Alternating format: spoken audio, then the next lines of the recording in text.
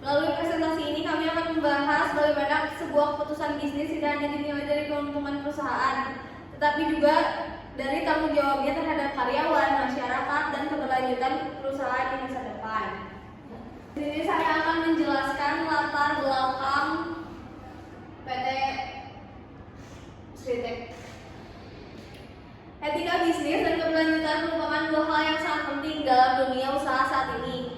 Perusahaan memang bertujuan memperoleh keuntungan, namun setiap keputusan yang diambil juga harus mempertimbangkan dampaknya terhadap masyarakat dan lingkungan. Kasus PHK massal PT Sritek menjadi contoh nyata bagaimana krisis keuangan perusahaan dapat menimbulkan konflik antara kepentingan ekonomi dan tanggung jawab sosial terhadap para pekerja. Akibat kebangkrutan perusahaan, ribuan karyawan kehilangan pekerjaan sehingga berdampak pada kondisi sosial dan ekonomi masyarakat.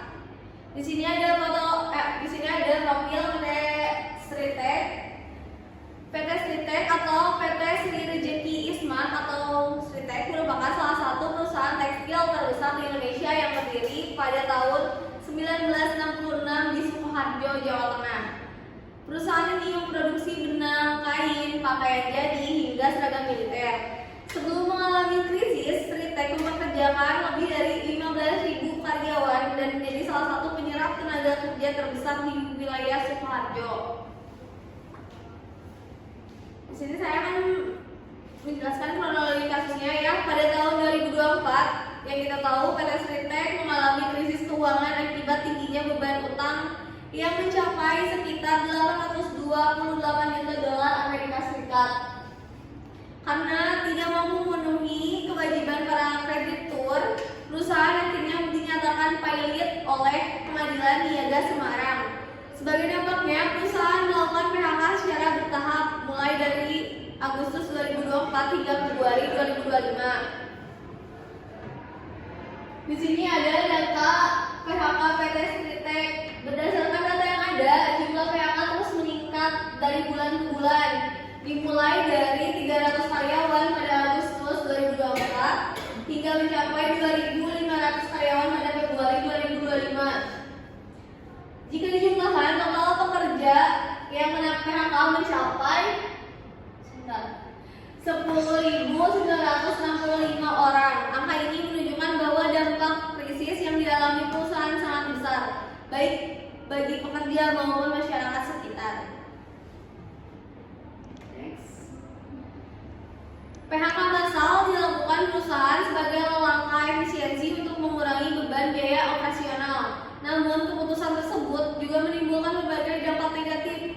Di antaranya adalah hilangnya sumber penghasilan ribuan keluarga, meningkatnya angka pengangguran, menurunnya daya beli masyarakat, serta berkurangnya aktivitas ekonomi di sekitar perusahaan. Hal ini menunjukkan bahwa prinsip keberlanjutan belum diterapkan secara optimal dalam pengambilan keputusan perusahaan. Selanjutnya akan dijelaskan oleh teman saya Anita, yaitu analisis etika bisnis. Kasus ini dapat dianalisis menggunakan dua pendekatan etika bisnis. Pertama yaitu pendekatan utilitarianisme, yaitu keputusan dianggap baik jika memberikan manfaat terbesar bagi banyak orang. Namun dalam kasus ini, manfaat penghematan biaya perusahaan tidak sebanding dengan kerugian yang dialami lebih dari 10.000 pekerja beserta keluarganya. Kedua, pendekatan deontologi yang menekankan bahwa perusahaan memiliki kewajiban moral untuk melindungi hak pekerja. Minimnya alternatif selain PHK menunjukkan bahwa tanggung jawab sosial perusahaan masih belum maksimal. Selanjutnya yaitu analisis stakeholder. Kasus ini berdampak pada berbagai pihak. Bagi karyawan, dampaknya adalah kehilangan pekerjaan dan pendapatan. Bagi masyarakat sekitar, aktivitas ekonomi menjadi menurun. Bagi pemerintah, meningkatnya angka pengangguran menyebabkan kebutuhan bantuan sosial juga bertambah. Sedangkan bagi perusahaan sendiri, kasus ini menurunkan reputasi dan kepercayaan publik terhadap perusahaan. Selanjutnya yaitu evaluasi praktik perusahaan. Dari hasil evaluasi terdapat beberapa kelemahan dalam pengelolaan perusahaan. Pertama, kurangnya strategi mitigasi risiko sebelum krisis terjadi. Kedua, penerapan prinsip keberlanjutan yang belum optimal. Ketiga, komunikasi dengan stakeholder masih minim. Dan terakhir, belum adanya program perlindungan yang memadai bagi pekerja ketika perusahaan menghadapi kondisi krisis.